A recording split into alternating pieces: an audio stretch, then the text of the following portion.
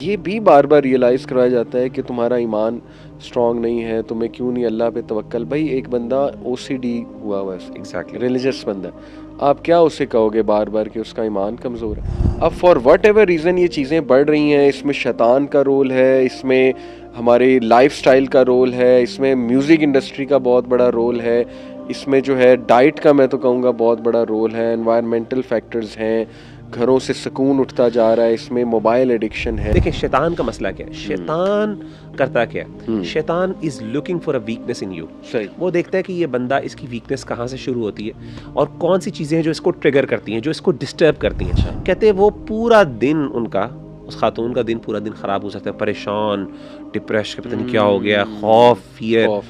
अब कुछ नहीं किया उन्होंने, उनको पता है, शैतान को पता है कि ये खातून जो है इसके बारे में ये एंजाइटी या डिप्रेशन में चली जाएगी इस वक्त। तो देखे ना, कुरान सुन के चीखे मारना नेसेसरीली ये मतलब नहीं है कि जिन ही है, और वो फिर राकीज हमारे बैठे हुए they are looking for such opportunities कि मज़ीद हम इनको डराएं, फियर डालें मज़ीद इनके माइंड में क्या। लेकिन एक और हमारी तरफ से मिस्टेक जो रिलीजियस क्लास की तरफ से होती है वो है complete dismissing attitude of psychological disorders. ये भी है, हमें मानना चाहिए हमारे कल्चर में कि नहीं नहीं ये देखो ये क्या, इसको पागलपन चढ़ा हुआ है, इसको तो एक थप्पड़ लगाना चाहिए, ठीक है ना, मैं इसको मारूं तो ये ठीक हो जाए, इस तरह के जुमले कहे जाते हैं।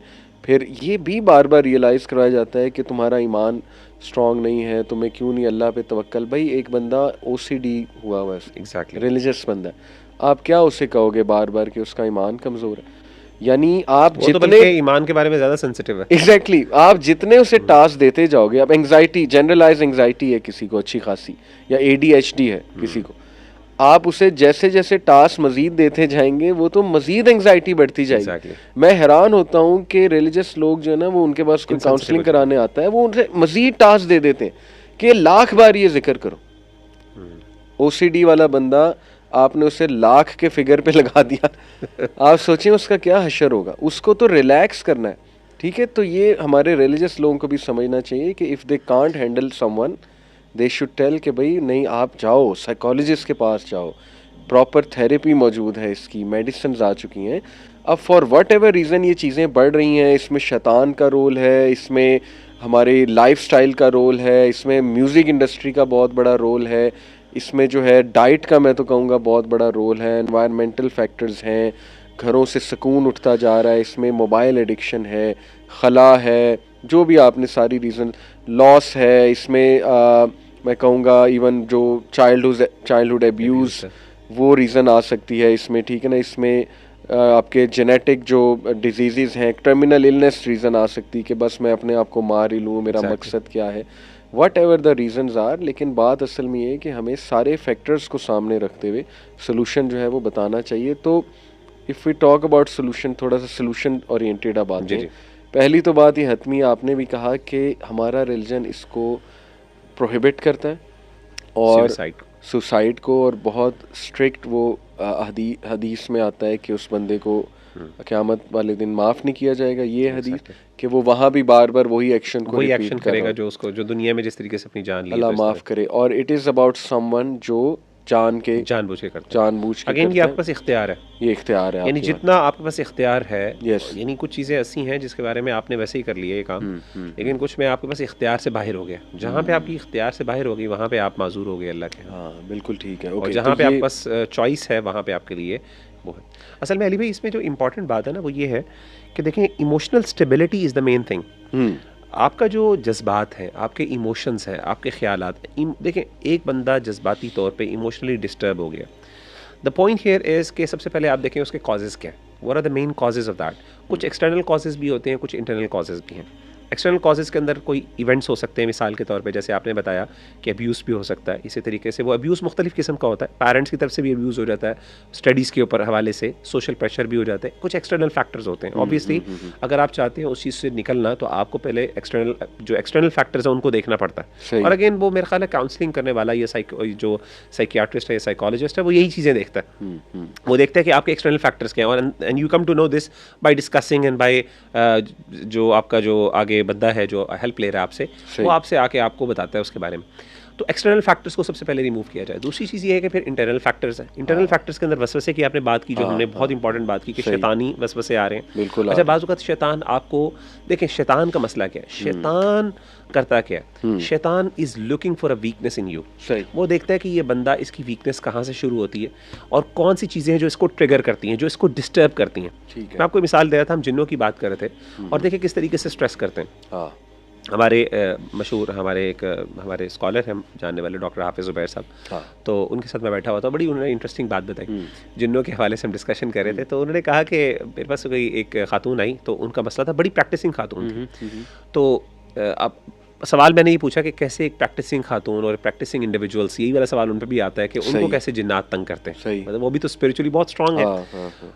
तो उन्होंने बाज़-औक़ात ये कहा, उन्होंने कहा कि बाज़-औक़ात शैतान जो है ना, ही इज़ अ वीक, लेकिन उसको ये पता है, देखें वो खुद बहुत वीक है, लेकिन उसको आपकी वीकनेसेस का भी पता है। वो एक्चुअल में आपकी वीकनेस नहीं होती, लेकिन उसको पता है कि एक्चुअल से मुराद ये है कि यानी वो ज़्यादा आपको कुछ बिगाड़ नहीं सकती वो चीज़, लेकिन वो उसको इस तरीके से उसको मैनिपुलेट या ट्रिगर करता है कि बाज़ औक़ात वो चीज़ आपके लिए बहुत बड़ी हो जाती है, मैग्नीफाइड हो जाती है। उन्होंने मिसाल दी, उन्होंने कहा कोई खातून थी, तो उसने कहा जी वो बड़ी बीमारी के 12-13 साल से शी इज़ सफरिंग फ्रॉम यानी कि जिन्नात के मसले से, और वो बड़ी परेशान और सिवियर डिप्रेशन के अंदर। माशाल्लाह नेक खातून और बड़ा अपने पर्दे का एहतमाम करने वाली, अपनी पाकीज़गी का एहतमाम करने वाली। तो कहते हैं कि मैंने ना उन्होंने अपना बताया, पता नहीं किसी और का बता रहे थे, तो कहते हैं कि मैंने उनसे जब कुरान मजीद का उन पर यानी कुरान मजीद की तिलावत की और उसके बाद जो है ना वो पता किया, तो पता ये चला कि वो बंदा जिन जो है पता चला कि तुम इनको कैसे डिस्टर्ब करते हो, मतलब तुमने तो यानी ये तो इतनी खातून नेकी और नमाज और हर एतबार से ये आगे हैं। तो उन्होंने कहा जी हम डिस्टर्ब नहीं करते, हम सिर्फ ये करते हैं कि हम ना इनका जो डेस्क है ना, स्टडीज़ का डेस्क, उसको सिर्फ नॉक करते हैं एक दफ़ा। अच्छा। सुबह के टाइम ठक ठक ठक, बस वो बैठी हुई है, वो नॉक होना शुरू, ठक ठक ठक, बस। अच्छा। कहते हैं वो पूरा दिन उनका, उस खातून का दिन पूरा दिन ख़राब हो जाता है, परेशान, डिप्रेशन, पता नहीं क्या हो गया, खौफ, फियर। अब कुछ नहीं किया उन्होंने, उनको पता है, शैतान को पता है कि ये खातून जो है इसके बारे में ये एंजाइटी या डिप्रेशन में चली जाएंगी इस बार, तो वो यही काम करते रहे, मतलब प्रैक्टिकली कोई उन्होंने फिजिकल हार्म नहीं किया उसको। सही। तो शैतान क्या कर रहा है, शैतान इज एक्चुअली एक्सप्लोरिंग और इन्वेस्टिगेटिंग कि बेसिकली इस बंदे की वीकनेस कहाँ पे और वहाँ पे मैं जाके इसको हिट करूँ। इसीलिए इस तरह के मामलात के अंदर हमारा दीन हमें क्या सिखाता है, अगेन वही आपको मुजाहिदा, आपने अपने आप को आसाबी तौर पे स्ट्रॉन्ग करना है, स्ट्रेंथन करना है, आपके नर्व स्ट्रॉन्ग होने चाहिए, मेंटली स्ट्रॉन्ग। उसके लिए आप एक्सरसाइजेस भी हैं, उसके लिए आप मिसाल के तौर पे बहुत से ऐसे अमल हैं, और उसमें कुछ ऐसी इवन बाज़ औक़ात आपको कुछ मेडिकेशन की भी हेल्प चाहिए होती है, वहाँ पे आप मेडिसिन भी लें।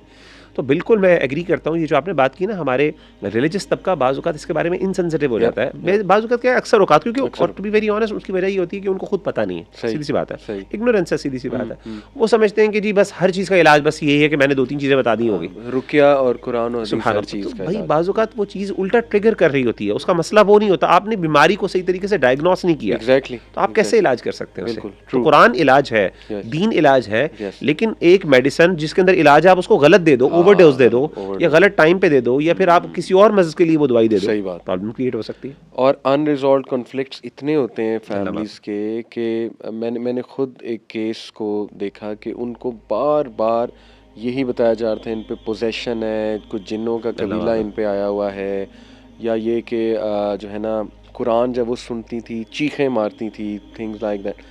तो पता ये लगा, मतलब थोड़ा सा जब मैंने पूछने की कोशिश की कि डोमेस्टिक वायलेंस से वो बहुत गुजरी वो खातून, और उनको इज्जत ही नहीं दी गई सारी उम्र, उनको बहुत दबाया गया। आप देखिए ना ये कितना बंदा सहता रहता है। वही जो फ्रूड ने कहा था ना कि अनरिजॉल्व कॉन्फ्लिक्ट्स हमारे सबकॉन्शियस में जाते हैं और it's like a pool of water, वो फिर उबल के बाहर आ जाता है सब कुछ, और वो फिर अजीब व गरीब मेंटल डिसऑर्डर्स में वो, या स्प्लिट पर्सनैलिटी डिसऑर्डर में एग्जिबिट करता है। तो देखे ना, कुरान सुन के चीखे मारना नेसेसरीली ये मतलब नहीं है कि जिन ही है, और वो फिर राकीज़ हमारे बैठे हुए, they are looking for such opportunities कि मज़ीद हम इनको डराएं, फियर डालें मज़ीद इनके माइंड में कि हाँ ये तो कंफर्म जी जिन ही है।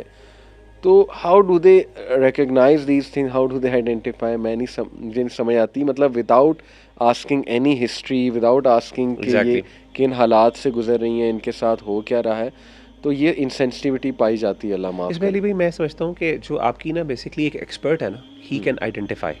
कुछ चीज़ें ऐसी होती हैं जो वाकई एक समझ आती।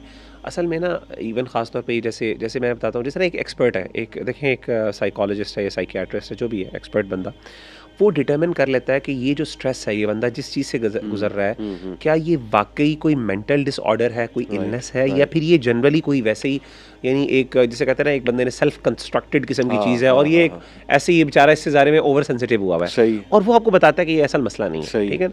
मैं समझता हूँ बिल्कुल एग्जैक्टली यही बातें जब हम स्पिरिचुअल एस्पेक्ट्स की तरफ आती हैं, कुछ चीज़ें ऐसी होती हैं जिसमें हमें भी, यानी अब अल्हम्दुलिल्लाह अल्लाह का शुक्र है, हमारे पास भी बहुत से भाई और बहनें आते हैं और हमसे डिस्कशन, ये सवालात करते हैं, हमें पता चल जाता है कि अच्छा ये मसला ऐसा है जो हम रिजॉल्व नहीं कर सकते, फ़ौरन पता चल जाता है, और कुछ जगहों पे हमें पता होता है कि यार इसको थोड़ा सा सेट करने की ज़रूरत है। तो मेरे पास कई दफ़ा ऐसा हुआ, एक दो दफ़ा मसले आए मेरे पास, एक दो दफ़ा आया, मैंने सीरियसली अल्लाह की तरफ से मैंने उसको बड़े ना स्ट्रिक्टली उस बंदे के साथ डीलिंग की, यानी मैंने उसको थोड़ा डांटा उस भाई को, तो मैंने देखा it work fine, he was fine अल्हम्दुलिल्लाह, बिकॉज़ मुझे अंदाजा हो गया था कि यार ये ओवर थिंकिंग कर रहा है। मैंने पहले प्यार से समझाने की कोशिश की, नहीं समझ आई, फिर मैंने जरा सख्ती की तो मुझे अंदाजा हुआ कि यार ये वो बंदा है जो सख्ती से समझेगा। तो कहने का मतलब ये होता है कि हमें भी अब मोटा मोटा अंदाजा हो जाता है कि यार क्या है।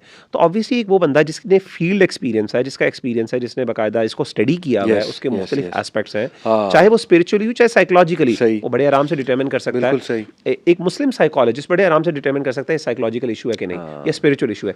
इसी तरीके से एक माहिर राकी जो स्कॉलर है, वो बड़े आराम से डिटरमिन कर सकता है कि ये मसला स्पिरिचुअल है कि नहीं, ये स्पिरिचुअलिटी की वजह से, ये वैसे ही उसके दिमागी मसला है, मेंटल इलनेस की वजह से।